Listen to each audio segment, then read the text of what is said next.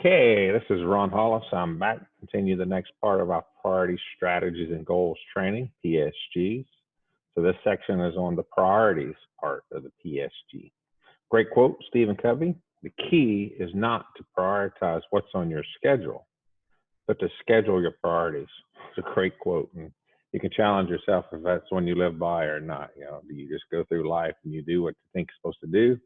Or do you plan your life and then execute to the plan? So the priorities are really the emphasis of understanding what is important for you in your life, in your business, what you have to do in the day, and making sure you're identifying those priorities so that you can move forward in a scheduled way.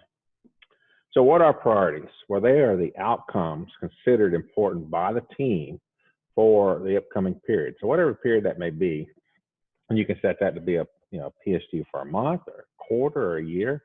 Typically what happens is in a business, executive level or corporate level PSGs are annual, because they're very high level. They probably have something to do with revenue or market share or customers or products or innovation. But then that drives down into the functionals, and a lot of times the functionals should operate on a quarterly and sometimes a monthly rhythm. A fast growth company, a month is kind of like a quarter. Once your growth starts to stabilize, quarterly is fine. That's a very short period of time as well. So personally, I always recommend quarterly. I like quarterly PSGs for functional levels. By the time you get them set, you're in there, you're rolling. The quarter's halfway through and you're starting to go into the next quarter, and it gives you time to adapt. So priorities are the outcomes that are considered important by the team. They typically are driven to change something in the functional or to improve something in the functional. So change may be a process change, etc.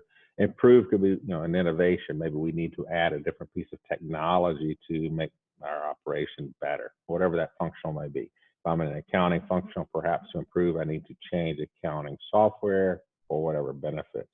Or if I'm wanting to just improve some performance metrics, then it's a matter of changing the process or the training, etc. Ideally, primary functionals, and I define primary functionals, so these are marketing, your sales, and your operations. They're really the engines of the company. They should always have one or two functionals that are about the functional itself, what we call functional priorities, and then one or two innovation priorities. And what that allows you to do is to make sure that you're always thinking about the future of the functional. You don't just want to keep tweaking what you've always been doing, because you'll wake up one day and the market will have left you. So you always want to challenge yourself. What am I doing to be an innovation, a change agent for my functional? Again, maybe I'm changing my technology, or I'm changing my people, or I'm changing some strategies within it, which goes down into PSGs. But what's very important is to think, what am I doing functionally, right? And what am I doing from an innovation perspective? So in sales, increased revenue would be a primary functional priority. That's what sales functionals do. Expand into a new market could be an innovation or a change priority. An innovation of we're going to start to sell into a different market, et cetera, which is a more risky, right? And that's okay. So as long as you're executing to it. So priorities are the outcomes. Why have them? So by defining these priorities, it forces the team to intellectualize their desires or their needs, mostly since they're written. The team has to come together, they have to collaborate, and then they have to essentially acquiesce into a simple single priorities, a few priorities that we're going to drive out. And if it's done well with good leadership, not everyone has to be fully in agreement, but at the end of the assessment, they should be fully aligned that these are the priorities that we're going to go for this next era. And they are defined as, the desires or the needs for that functional. And the fact that they're written out makes it easy to communicate, and also forces the integrity of the priority. So why have them? It forces that collaboration and transparency within the team and other areas of the business. So the team should have a voice. Each member, they drive that out to what's important, as well as sharing your functional priorities with the other functional so they know what's important. An easy no-brainer is marketing and sales. They both have priorities that are exclusive to the functional, but they should know each other's priorities so that they can start to cross-collaborate, cross-functionally strategize on what's important for them, and so that they have a higher alignment. And that's actually the power of the PSG, is to get this corporate alignment. But you can't do it in a silo, and you can't do it if it's hidden, if it's not exposed. And so they also allow the teams to focus on what is considered important in the current period while providing that opportunity for future focus. It's always common to get a team, you say, what's important? And you start getting a very long list, 10, 15, 20, 30 things. And it's not that they're not all important. They just may not all be equally important in the present. And so this process allows you to say, here's what's important. You come together. Here are the top 2, 3 things that we're going to prioritize in this period, but it doesn't mean we're forgetting everything else. We put it on the parking lot, and in a few weeks, we're going to come back together and do this for the next quarter. We'll reference the parking lot, and we'll bring those up. As your process matures, your parking lot shortens, and you actually start to get a lot smarter and a lot more efficient at driving at these priorities without losing opportunity. How to use them? Each team discusses, defines, and decides what's important to be focused on. It's a team-based perspective. It's collaboration.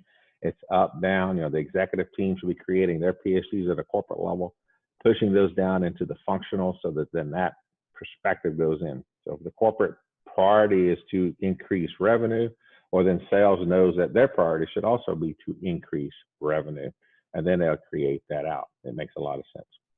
If the priorities are different, increase gross profit or something else, maybe it's not increased revenue, that has to be known as well.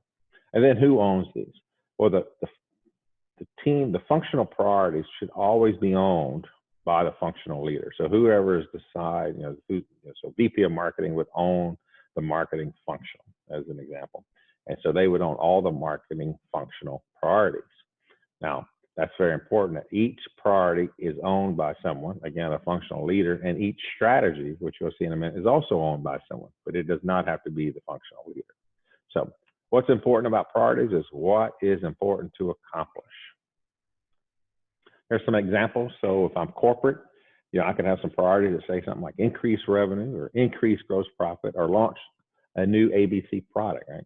Very high level, just a few words, but they're impactful, they're important, and they provide clarity. I know that the company executive leadership say increasing revenue is important, or I know that they say launching a new product is important. Marketing, increase leads, that's always a good one. Grow brand awareness, okay, great, fantastic.